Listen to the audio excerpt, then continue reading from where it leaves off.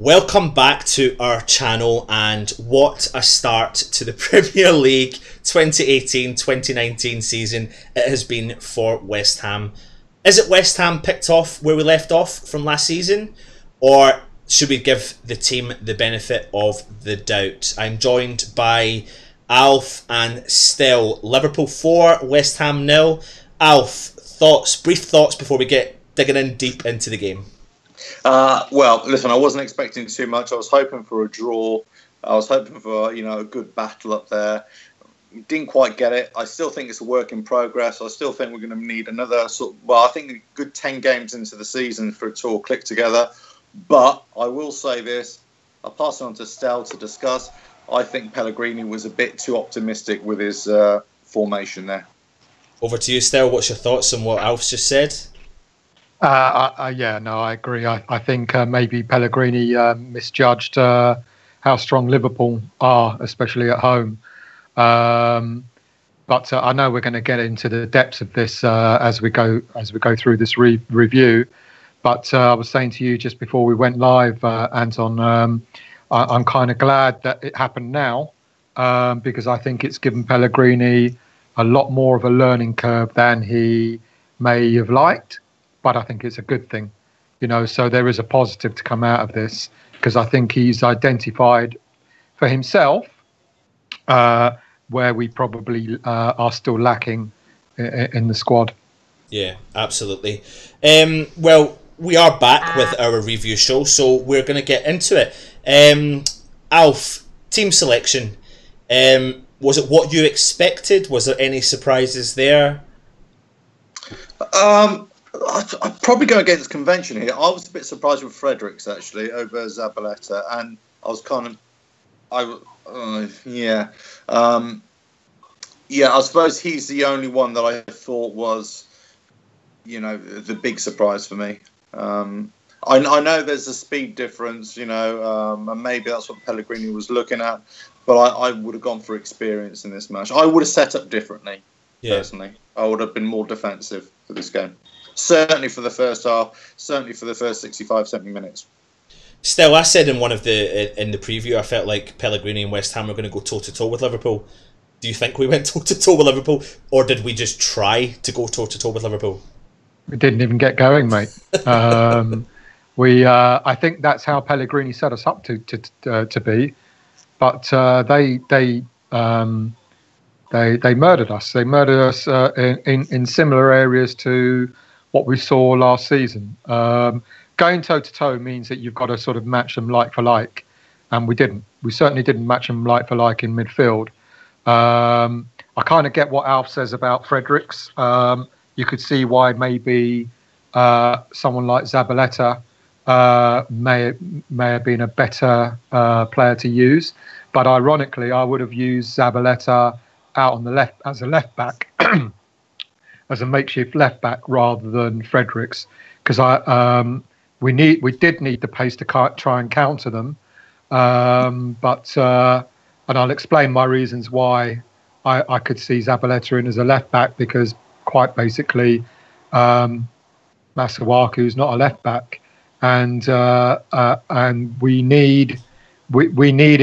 It's funny because we were saying during our our WhatsApp chat that. Anderson was defending more than Masuaku was, and I bet Anderson didn't come to England to defend. No, absolutely not. And on team selection still, which is something I didn't ask you, what were your thoughts on the team selection? 5 debuts from West Ham players today.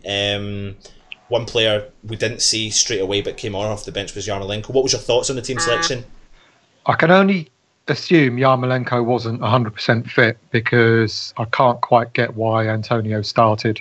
No, I'm not going to start doing what I kind of did a lot of last season by pinpointing the blame on any one player. I'm going to try not to. Yeah. But Antonio didn't look up to it in pre-season and still doesn't look up to it now that the season started. I don't know where his head's at. But that's the one that's kind of surprised me. I was a bit surprised that Masuaku started, but then learning that Cresswell's either not match fit. I don't think he's injured. I just think he's not match fit. But it was Antonio that surprised me. As much as I slate Snodgrass, I kind of would have preferred him to maybe start with Snodgrass than Antonio. Yeah. And that's saying something for me, because I'm not really a fan of Snodgrass. Yeah. So I suppose one of the biggest debates most of the pre-season was going to be Adrian or Fabianski. Alf, he went with Fabianski, rate his performance. We're going to go through the game, but as a whole, what did you think of Fabianski's debut for West Ham? I actually thought it was quite reasonable. Actually, he made some good touches. He commanded his box rather well. Apart from, I will put partial fault for the first goal for him, because it came across the 6-yard area, and it's almost in the action replay, it was almost like he let the ball roll across his body. I thought that he should have jumped on the ball and tried to save it. I just didn't think there was a lot of situational awareness from the defence, and also from Fabianski, for Salah, who was coming in behind them. But overall, I thought he did quite a decent job, actually. Yeah, and to mention what Alf just said there, it literally took Liverpool 19 minutes still before they broke the deadlock today, and it was that man again that stepped up after a disappointing World Cup, Mo Salah, to fire a goal ahead for Liverpool. What was your thoughts on that goal? A bit like what Alf said. Yeah, it was just it was a kind of goal that we were letting in last season, wasn't it? I guess that was the disappointing thing. We've got a new keeper, a new right back, a new centre half, new centre back, and we seem to sort of allow Liverpool to pick up where they left off last season against us. They kind of sliced through us pretty easily. And for me, the first goal, if it was the first goal, was Masuaku not picking up his player. Seemed to happen quite a lot throughout the whole of the game, though. Throughout the whole game, and letting the player run in behind him. And Masuaku was a lot more central, which meant I kept watching it, and there was a big gap over on their right-hand side, on our left-hand side, that their Liverpool players could sort of run into. And it's such a shame that we kind of didn't learn from that last season when we played against Liverpool. But it kind of you could see the players that Liverpool have got. They took two forward players off and put another two forward players on, and one of them scored. And we got a lot to work on our defensive display from today. Absolutely. Let's move through our team a little bit. So we obviously seen Masuaku at left back. We've pinpointed the fact that we don't believe he is a left back. He's a lot better moving forward than he is in defending. The art of defending. We know some of the guys in Irons United will be happy that we are saying that, but we have to be very careful as West Ham fans in the first game of the season. I've been very optimistic over pre-season, and I still am as a West Ham fan as we move into the games, and hopefully I've been proven right once we are 2 or 3 games into the season. But we were always going to have a difficult start against Liverpool. Alf, they have strengthened in the areas they needed to strengthen. They finished second last year, Champions League finalists, got their keeper in that they needed. But one player for me personally that impressed me from Liverpool was that player Keisha they signed from Red Bull. Yeah. He seemed to demand that number 8 position in the midfield for Liverpool, and I just feel like we couldn't go toe to toe, a bit like what Stell said. Any other players at Liverpool that impressed you, or we just couldn't keep up with? Well, I think it just showed all over the park that they're up there as we expected them to be, and we thought we'd be a lot closer to them, but we're actually way down here still. We are not a top 6 side. Based on that, as I say, we've still got a long way to go. Yeah. However, I would say one of the players that really impressed me today is James Milner. I thought he was, for Liverpool that is, I thought he was, putting some decent crosses in. He was, being busy. His work rate was great. His accuracy was great. And the second goal, when he ran in behind Masuaku and actually, sort of rescued that ball from going out and, pulled it back. Typical. Yeah. It was a great play by him. Yeah, absolutely. But I think there's one observation I would say. I don't know if you boys noticed it as well. Anytime that we had the ball, we seemed to be running into Liverpool players. You know, they were crowding us out very quickly. Yeah. As soon as they had the ball, they seemed to have a lot more time and space, to put passes in. And, they're just a lot better than us, full stop. They are, Alf, and something before we came on I mentioned to Stel, and I'll probably bring it up now. We're going to work our way through the kind of areas of our team, but while we're on that, let's just go into our midfield. Our midfield was packed with the following: Antonio on the left, Reece, Noble, and Anderson, and I'm trying to think, I've missed one. And Wiltshire. I feel like when you look at Wilshire's career at Arsenal, he is used to that other developing tricky player that he can play off, and they can play that tiki-taka style football. I noticed with Wilshere today, and this is not a detriment to him, it's just the fact that he had to run with the ball a lot more, he had to do a lot more work. And I think that's maybe something you find when you drop standard of team, maybe, that he has to do a lot more work, and he's looking around for that pass. A little bit like what happened with Lanzini when Payet left. He was looking around for that special player beside him, and he couldn't find him. That's not a detriment to the players that were there. I feel that's a detriment to the Rice and Noble partnership that for me didn't work. Still, what's your thoughts on Reece and Noble? Yeah, well, we talked about this again before we came online. We would be better off with one decent holding midfielder than trying to have two, as you put it, Anton, doing the same job. Because I'm not surprised one of them got taken off. I'm more surprised that Rice got taken off more than Noble. It's not that I don't think Rice was any worse than Noble, but we need it. You've talked about, you just mentioned Lanzini. Can you imagine, when Lanzini comes back, playing alongside Wilshere with a proper holding midfielder behind them? It'll work so much better, and that's what makes Wilshere tick.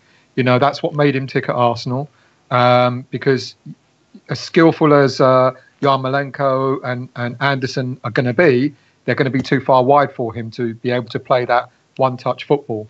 Noble can't do that, and Rice really can't do that, and maybe Obiang can.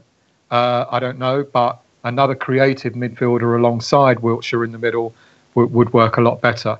And again, that like I said at the beginning, it's good for Pellegrini to have seen this right at the start, because he's going to learn from that. He's an intelligent manager, and he's going to learn from that, and he's going to tinker with the team to get it right. Can you imagine if we'd started the season off against Bournemouth today and won handsomely? Everyone would have gone, "Oh, it's wonderful! The team is fantastic, and there's nothing wrong." In a way, this is a blessing in disguise. As awful as it is, but it's a blessing in disguise. I was watching the game today with my dad, and I said to my dad, it kicked into the 45th minute of the first half, and I thought, you know what, I'll take 1-0 at half time, because it'll give us a good opportunity to get into the changing room, Pellegrini to overview what's happened in the first half, and maybe kick on from the second half onwards. Unfortunately, that didn't happen, and Mane stepped up with a goal. Alf, can you kind of describe, was that Liverpool or was that West Ham at fault? I mean, I don't know. I think it's, you've got very good players in Mane and Salah out there, and they're just jumping on any kind of opportunity, aren't they? Yeah. And I don't know. It was kind of I don't know how you would describe it, a spin shot. I don't know, however you would describe it. And it probably, they didn't get close. Our defence didn't get close to the Liverpool players, any of them really. Yeah. It wasn't touch tight marking, and it just wasn't good enough, I think. Yeah. So it gave them space to be able to do that, and it caught Fabianski unawares. I'm not going to put that down to Fabianski. I thought that was just a decent shot, really. One thing I want to discuss is, and myself and Stella have been doing it all season privately, is our defensive potential problems. I mean, over the last 3 seasons, I'll get the stats for you, try and get them before the end of today, but we are conceding too many goals. 3 seasons in a row, I think we're conceding well over 150 goals. It's too many goals we are conceding now. Balbuena has looked okay in pre-season. Ogbonna, I'm suspect about him. I know other I find a lot of people are kind of, everyone's all over the place, I suppose, with our defence. But what do you think Balbuena and Ogbonna are too similar as defenders? Because for me today, I didn't feel like any of them were commanded. Am I doing them both of injustice because they came up against a very good Liverpool team, first time they've played together? Can you see the changes? I think when you sort of put Diop in the frame, and you can see the type of defender he is, then it's understandable why you might say that Balbuena and Ogbonna are similar, and they probably are. I think it's a matter of them getting accustomed to each other. Whoever the defensive partnership is going to be, whether it's going to be Diop, Ogbonna, Balbuena, Ogbonna, Balbuena, Diop, it's a matter of them getting accustomed to playing alongside each other. But I get what you're saying. I get what you mean. They seem pretty similar, or they definitely seem quite similar in their style of play today. And maybe Pellegrini thought that that's probably what was needed to have two what seemed to be quite very sort of strong central defenders, and maybe that's why Diop didn't start today, because maybe that would have been a bit too lightweight with Fredericks, Masuaku, and Diop at the back. Yeah. So I can see why Balbuena started, but I can also understand what you mean about them looking similar. I don't think they are, but in comparison to what Diop can offer, I get what you mean. Yeah. I think my concern about our defence, I've said it for the past 2 seasons, is we're conceding too many goals, and today we just couldn't cope with that Liverpool side, albeit it is that Liverpool side that have that fantastic, amazing, star-studded forward line who just completely demand and command any defence, I suppose, in the Premier League. But at half-time, Pellegrini decided to make a change. He brought off Declan Rice, and he brought on Stell's favourite player, Robert Snodgrass. Alf, thoughts on Snodgrass, or that, first and foremost, that big, bold decision that he made? Well, first of all, I'm probably not as critical as many fans are for Snodgrass, and especially as I've seen him a couple of times. I saw him at Wickham in the pre-season, and I saw him in all the matches actually pre-season, just via the streams. And I think he's played really well. He's probably been the one player in pre-season that has surprised me the most. That being said, he's come on and he's a substitute for us. He's not a starter, but he came on and I thought he did okay. I thought he did well. He gave us a bit more attacking options. I think by the second half, we were struggling to keep up with Liverpool, full stop. And Snodgrass was just one of those players as well. Yeah, I mean, we had a few chances. There wasn't many. I think at the end of the first half, we had 3 chances. We found ourselves, Arnautovic got through a great ball from Ogbonna to the forward line, and he took a shot wide, which is disappointing. But we are moving forward into the second half. 2-0 down. He's made the substitution. Snodgrass has come on. Then I think the next substitution came in, which was was it Anderson for Chicharito? He was very quiet, I thought. Anderson. No, Chicharito, when he came on, I didn't really see him do much at all, to be honest with you. I mean, yeah. I mean, well, even before that, let's go on our record signings. His performance. Still, can you pinpoint anything from Anderson? Did you see any bright lights there? Any kind of no, and not because of his inability or because he's not capable. It's like I mentioned earlier, because he had to defend more than I think he realised. So no, I think he made a couple of darting runs, but they didn't come to anything. I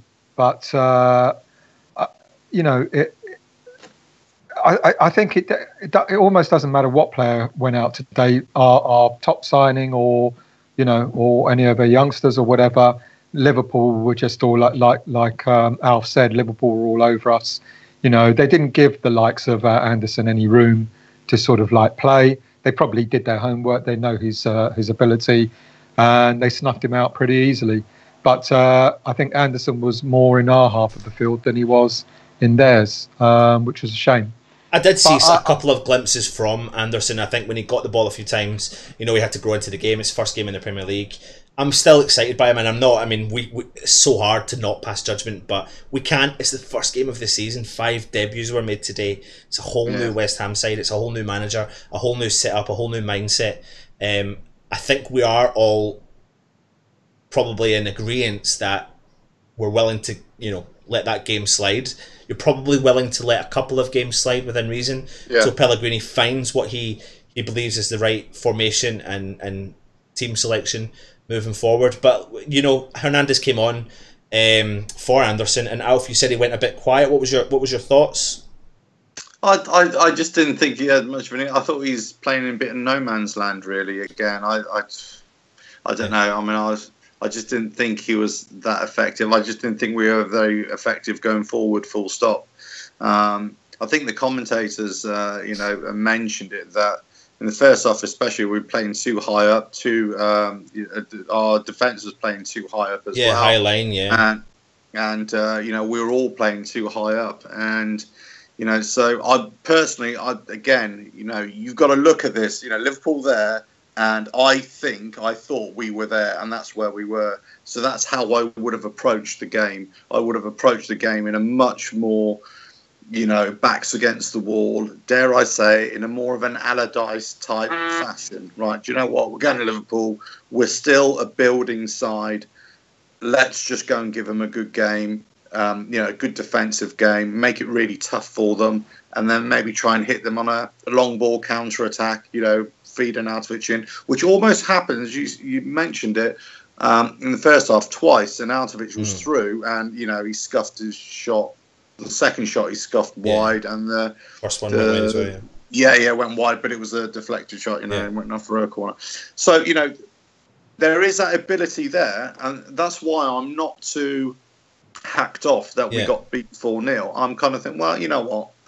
They're there, we're there. It's a work in progress. Give me 10 games, then I'll start my grumbles. It was a big, bad, bold move from Pellegrini to play the high line against that crazy attacking format from Liverpool, but it worked for 18 minutes within reason. We caught them offside, but then I think it was inevitable at some point they were gonna kind of get through, which they did. For me, and I'll pass this over to you, Stel. Moving into the forward line, Arnautovic up front, up top himself.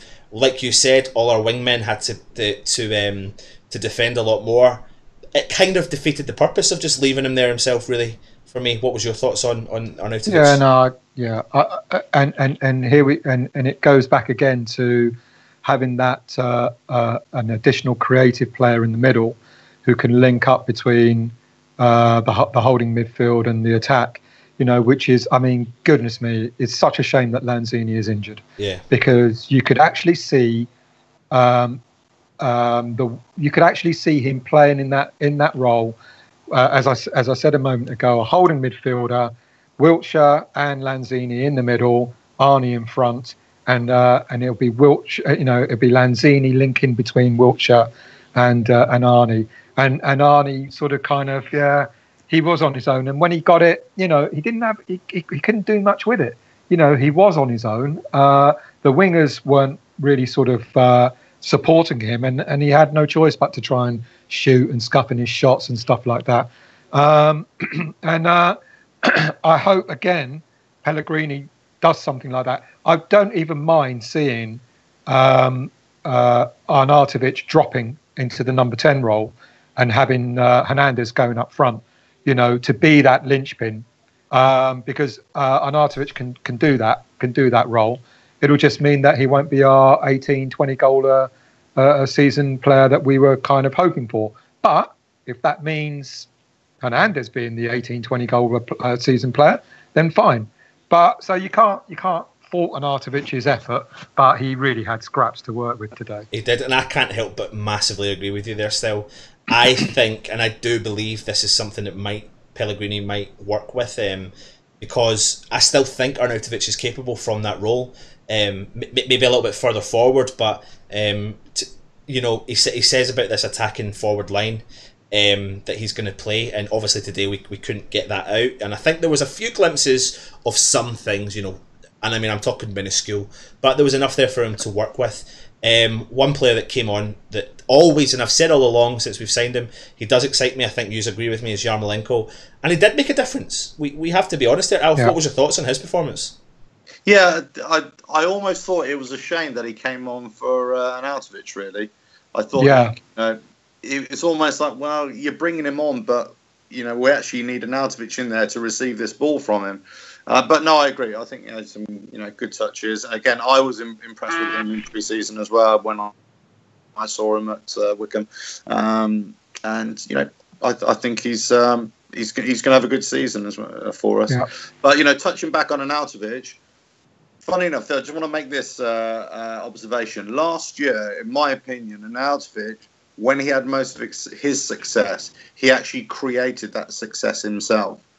He wasn't really, right on the top line, right on the 6-yard box. He was actually coming in off the wings, coming in from deep, beating a couple of players and a flash of brilliance, beat a couple of players and away you go. And that's why I think he should be dropped deeper. What you were saying, Anton, actually have him in midfield, alongside Wilshere, and I would probably have Hernandez up front. Yeah. And then let Arnautovic just make things happen from the centre of the park. Give him that free. I don't think he's right up there. Yeah, I think he needs to be given that free role. A bit like what you said, he goes and creates things for himself and be given that free role, knowing that the team in and around you. I mean, if you think about that ball from Yarmolenko, I think he crossed it in from the outside of his foot. Yeah, Hernandez was on the park, but at that point he was up there alone. But if he has that freedom, you watch him in the World Cup with Mexico, you watch him when he does play well in his forward line. It's because he plays off the other players that are in and around him, and he can make those darting runs, and he doesn't have to do all that work. And I just hope that Pellegrini, I think he will. I personally do think he will get to see it, and I think we will get to see it as well moving forward, because I don't think Arnautovic currently or moving forward will work on his own. But still, as you said, maybe it is the opposition that we were playing. Maybe, like you said, if it was Bournemouth today and we had a better result, we would be sitting here going, singing all the praises. But moving forward, we're not going to sit here and talk about this all night, but what we do know is Manny got the third goal, disappointing. For me, defensive errors again. That was totally offside, mate. Yeah, totally offside, of course. Yeah, yeah, and I suppose that's debatable about the whole VAR issue. It was offside, but then again, you know what? We were making mistakes all game throughout defensively. Yeah, we were. Yeah. And then that man came on, a player that was linked to us 2 years ago, went across to West Brom, injury-prone player, likes a goal against West Ham, comes on in the 8th minute, first touch, bang, goal, Daniel Sturridge. Shown his come off his knee, didn't it, or something like that? And I think it was just a striker's instinct. I think he just got to the ball first, and made it 4-0 for Liverpool, which means that the last 4 games West Ham have played Liverpool, we have conceded 4 goals in each of those games, which is not great statistics. And there lies my problem with the current setup, or just in general, is the defensive problems. We have defensive problems. We cannot go much longer without ignoring the fact that we concede so many goals. It's crazy. Yeah, we have midfield problems, etc. But we are going to do a preview for Bournemouth. Is anyone? I mean, Alf, good question for you. Pick a positive from West Ham today. Try. Well, do you know what? I think Wilshere, had a decent go. I think Arnautovic on another day would have got those shots on target. I think Anderson had some good touches. Although I agree, he's more playing. He's forced to defend a lot more than he would have liked. Yarmolenko when he came on as well. So I think there are lots of positives. I think we just got it wrong. We weren't at the races today. We just got it wrong today. I'm not blaming Pellegrini. I'm not blaming any of the players. It's just as I keep on doing. I love my little graphic here. There's just a gulf in class, really. Yeah. And it showed. But I will say this about Liverpool. They're going to give lots of other teams a spanking this season. I was going to say that, Alf. Yep. Yeah. I don't think we're going to be the only ones. So in that respect, I don't think it's a bad day at the office for us, really. Yeah. It was always going to be a tough day. It was always, I was hoping for a win. I think I predicted a 2-1 in our WhatsApp chat. I always predict a win. I'm I'm the the eternal optimist. But the reality is that we were never, not say we were never going to win it. There's always a chance, but the chances are we were never going to win that game.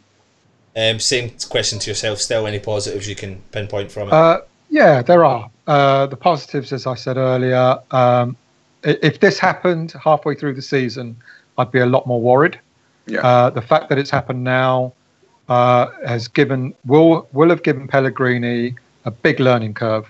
The positives are that our new players have got a few more minutes under their belts, and they'll start to gel. They'll start to understand each other better. They'll start to work a lot better.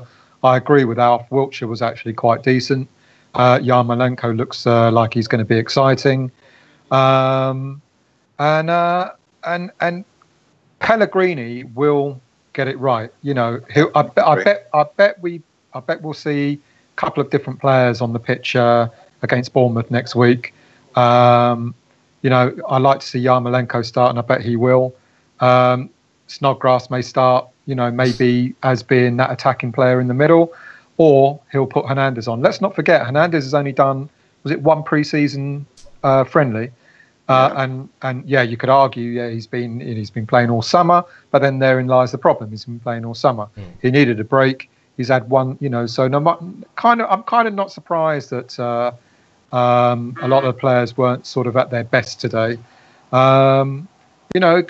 Pellegrini's got a lot to work. He's got a lot of good stuff to work on, but he's got a lot of stuff that he knows he has to work on in terms of some of the players that maybe aren't quite there for West Ham. And I don't want to pinpoint, but a lot of the players that aren't quite there are the same players that weren't quite there last season. Yeah. Pellegrini will work that out. Yeah. He'll work that out. I do believe that still. I think when you look at the players we had last year, again, we're not here to pass blame, but I think the ones at fault today were the ones that were already part of West Ham this time last year. So, I agree with you. Moving forward into the next game, I think there's going to be big changes. Not big changes, but some changes. Positives for me were players like Yarmolenko coming on and showing the class that he's got, and I think he can offer that creative from the wings and leave, and hopefully we can allow Anderson to do what he does, which is attack those defences moving forward. So I'm still excited. We first game of the season, I was optimistic. I thought we were going to win 3-2 today. I thought we were going to score goals. I genuinely believed we were going to score goals today. But maybe I just have to calm down a little bit and realise that we're a brand spanking new team with a new format, new setup, and we've hit the reset button, and we need to give it a chance to gel. Alf? Yeah, no, all I was going to say is, but why do you think we're optimistic? We're all optimistic because we've just signed 10 players. We've had the best transfer window in my living memory that we've had a long, long time. So the players that we've bought, certainly the bulk of the players that we've bought are quality players. And now what we certainly haven't had in 2 years, maybe 3 years, is we've got some strength and depth now. Yeah. So we just need to wait for these players to gel together. And one last thing, because I know I rabbit on a little bit. Really? This is not our starting 11 today. Yeah, I agree with you. Yeah, I agree. Yeah. This is not our starting 11. Yeah, I agree. And let's not forget, Liverpool tweaked their squad. They tweaked into, and as Alf's just highlighted, we bought virtually a whole new team. Yeah. 10 players. All right, one of them's going into the under 23s. We've got nine new players. And that is going to take some time to gel. I don't think it's all doom and gloom. And I haven't looked at social media yet. But I bet we'll find a few quotes saying, "Oh my God, here we go. It's what's the difference? Blah blah blah blah blah." But it's too early to do that. As I said earlier, if this had been 10 games in, halfway through the season, I'd be shitting myself. But it's not. Yeah. And I couldn't agree with you more still. And Alf, this is not going to be our starting 11. I think if anyone's online sitting there slagging, doesn't even matter. Like you'll find the same old culprits sitting there slagging off Noble. His legs have gone, etc. You'll sit there. Antonio shouldn't be playing in the side. Do you know what? It's still it was the players from last year that let us down maybe today, but there's still going to be this new surroundings for them. It's new players. One comment I want to bring up just briefly though before we do go is: did we miss Kouati today? Leave off. I'm only bringing it up because the commentators, the commentators brought it up saying that we missed Kouyaté today with his legs, and I fully expected one of our guys from Manchester United to mention that he was the wild giraffe in the middle of the park who just doesn't know what he's doing. But yeah, that was we did need something more in midfield. Yeah, but my big problem in the midfield comes from playing Noble and Rice. We're doing the whole Obiang Kouyaté Noble thing again, and well, not again. Maybe it's just one game in, but he's testing the water. But I think Rice never got his chance to flourish because he had Noble beside him, and Noble never got his time to flourish because he had Rice beside him. So it's just a quick point. It's funny, the one position that we were all crying out to be filled at the end of last season was defensive midfield, and it's ironic. All right, I know we got Sanchez, but then he doesn't come with such a great reputation. But it's ironic that of all the positions we haven't strengthened in properly, is holding midfield. So I wonder if, as Pellegrini will go on, I wonder if he'll. I think if we spend any money in January window, it'll be a defensive midfielder and it'll be a left back. I think that's probably where he'll look to continue to strengthen the squad.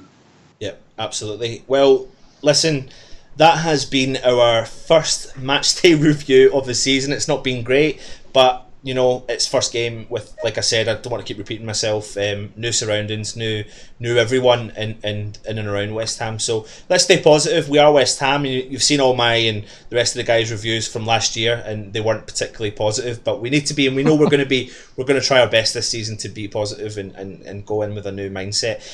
Before I go, make sure you subscribe to our channel, make sure you hit the thumbs up, make sure you get the comments in below. We will respond as much as we possibly can. You will see below hand that we have the Save Supporters Club emblem, so if you go to West Ham games at home and you're looking for somewhere to go, you have to pay for a membership, which helps. All the money goes back into the Supporters Club to make the day a great day for you, the fans. You get to meet a great bunch of West Ham fans from all different ages, from all different races, and everyone gets together and has really, really good fun. A good day out. You talk about old games of the past, games of the future, and all other things that maybe we can't repeat here. But it is a great, great day out, so make sure you get on that. All the links and descriptions will be in below. You'll see we're partnered again with Umbro and again with the Ribman of, this season with the Ribman of London, so we'll have some new competitions coming out.